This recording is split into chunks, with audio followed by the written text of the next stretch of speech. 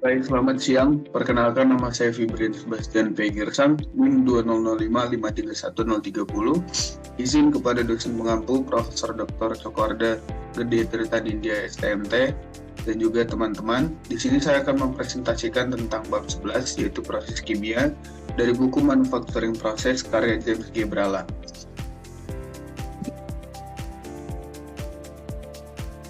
Yang pertama adalah bagian A, yaitu proses bertahap secara umum. Di sini saya membahas tentang proses bertahap adalah memproses bahan dalam jumlah tetap hingga selesai sebelum dikeluarkan. Proses tersebut cocok untuk riset dan produksi skala kecil karena fleksibel. Ada 3 jenis, yaitu cyclical, multigrade, dan flexible batch. Proses tersebut kurang efisien untuk produksi besar dibandingkan continuous proses. Selanjutnya pada proses B, yaitu pada bagian B itu proses berkelanjutan secara umum. Proses tersebut dilakukan dengan memasukkan bahan baku dan mengeluarkan produk secara terus-menerus dengan kontrol otomatis. Proses tersebut lebih ekonomis untuk produksi besar karena ukuran alat dan weight-nya lebih kecil, dan juga membutuhkan biaya pengembangan dan investasi awal yang tinggi sehingga cocok untuk volume produksi yang besar. Selanjutnya di sini bagian C1 yaitu distilasi. Distilasi digunakan untuk memisahkan cairan dari perbedaan titik didih. Titik didih dekat biasanya perlu tahap yang berulang. Biasanya proses tersebut dipakai pada minyak, air laut, dan juga alkohol. Alat utama pada proses tersebut yaitu stil dan kondensor. Bisa kita lihat pada gambar 11D1, yaitu representasi skema distilasi sederhana. Selanjutnya adalah bagian C1A yaitu distilasi fraksional. Pada distilasi fraksional, prosesnya dilakukan dengan cara memisahkan cairan bertitik didih dekat dengan kolom yang bertahap. Biasanya plate atau packingnya membantu untuk kontak antara uap dan cair. Hasil distilasi ini sangat murni, digunakan pada minyak dan juga alkohol. Bisa kita lihat pada gambar 11C1A, distilasi fraksional minyak mentah dilakukan, prosesnya bisa dilihat pada gambar tersebut.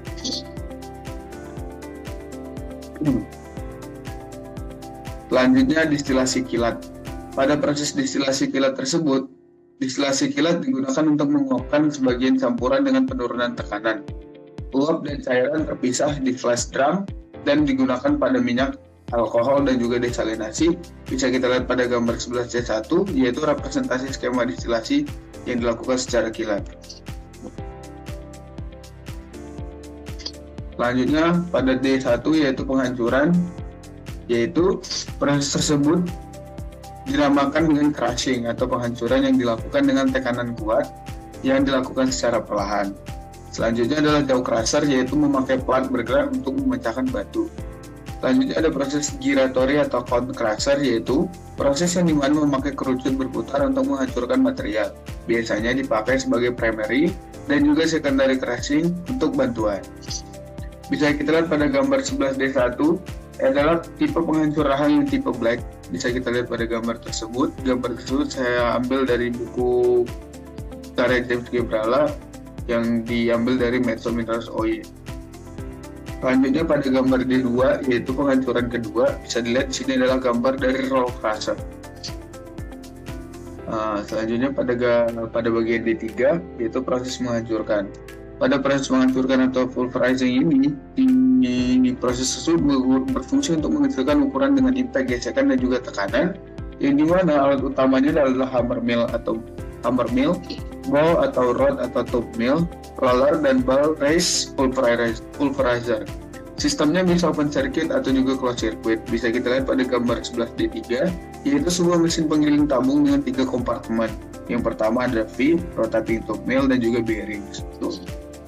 Selanjutnya bagian E yaitu pembesaran ukuran atau disebut size enlargement, yaitu berfungsi untuk menggabungkan partikel kecil menjadi lebih besar atau agglomeration.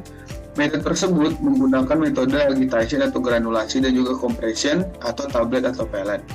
Binder reaktif berfungsi untuk membantu partikel untuk menempel. Contohnya yang bisa sering terjadi itu pada sintering biji besi dan juga pembuatan tablet.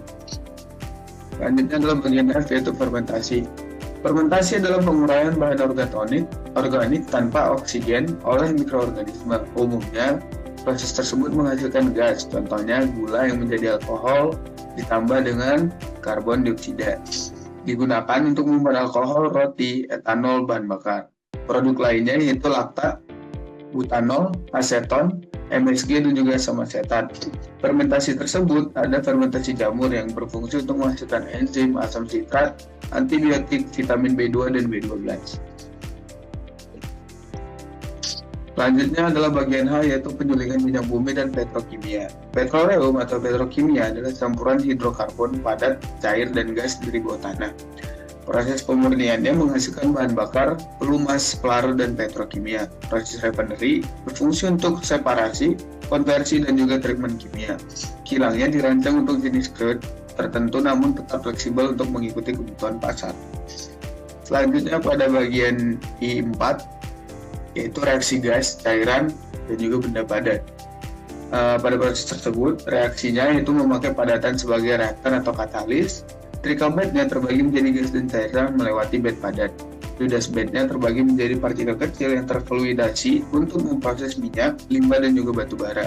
Bisa kita lihat pada gambar 11 I4, sebuah unggun yang digunakan untuk fluidasi 3 fase. Bisa lihat fase pertama yaitu dari gas, terus difluidasi dengan fluidasi bed yang bisa kita lihat di sini menjadi gas bubbles, lalu keluar menjadi liquid atau cairan.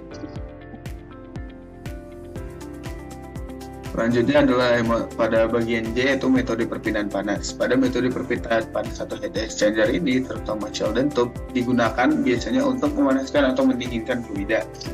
Panasnya berpindah melalui dinding pipa, control flow, dan fins yang berfungsi untuk meningkatkan efisiensi.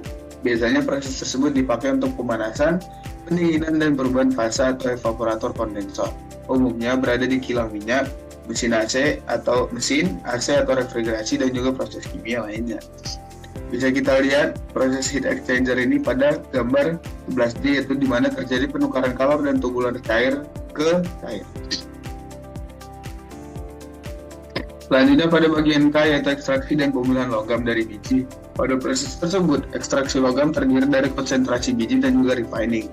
Konsentrasinya dilakukan dengan pengecilan ukuran dan pemisahan fisik. Beberapa biji disintar atau dipelet untuk menggunakan proses. Refiningnya memakai proses kimia, panas, atau elektrolisis. Selanjutnya adalah bagian L, yaitu esterifikasi. Esterifikasi adalah reaksi alkohol plus asam untuk menghasilkan ester plus air dengan pemanasan dan katalis asam. Produknya dipisahkan lewat distilasi, etil dan butil asetat, umumnya dibuat sebagai pelarut. Ester digunakan untuk pelarut, parfum, plasticizer, dan juga bahan baku plastik seperti PMMA dan PET. Baik, sekian presentasi dari saya untuk bab 11 terkait proses kimia. Apabila ada salah kata, mohon dimaafkan. Terima kasih.